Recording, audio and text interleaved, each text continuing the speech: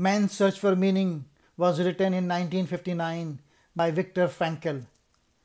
Viktor Frankl's wife, father, mother, and brother died in the concentration camp of Nazi Germany. Only his sister survived, enduring extreme hunger, cold, first in Auschwitz and then Dachau. Franklin himself was under constant threat of going to the gas ovens. He lost every physical belonging on his first day in the camp and was forced to surrender a scientific manuscript that he considered his life's work. This is, if there ever was one, a story that excused someone believing that life is meaningless and suicide. Yet, having been lowered into the pits of humanity, Franklin emerged an optimist. His reasoning was that even in the most terrible circumstances, people still have the freedom to choose how they see their circumstances and create meaning out of them. A favorite quote of Franklin's was from Nietzsche: "He who has a why to live can bear with almost anyhow."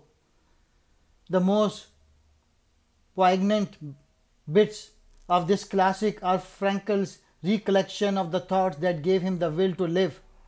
Mental images of his wife provided the only light in the dark days of the concentration camp, and there is a beautiful scene when he is thinking of her with such intensity that when a bird hops onto a mound in front of him, it appears to be her living embodiment.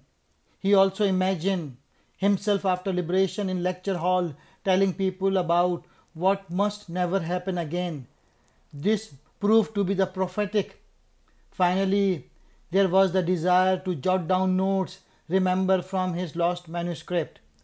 The main message of the book is the meaning of life is the meaning that you decide to give it.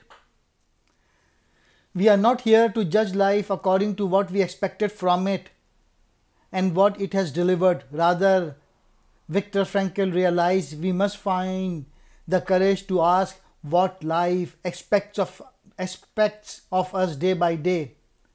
Our task is not merely to survive, but to find the guiding truth specific to us and our situation, which can sometimes only be showed in the worst sufferings.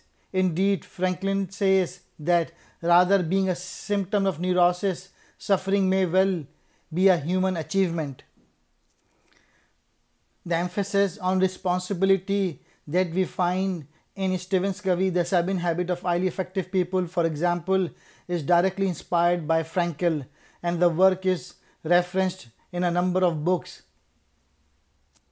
Freedom is only one half of the equation. The other half is responsibility to act on it. No matter what the circumstances, Franklin book says we can be free.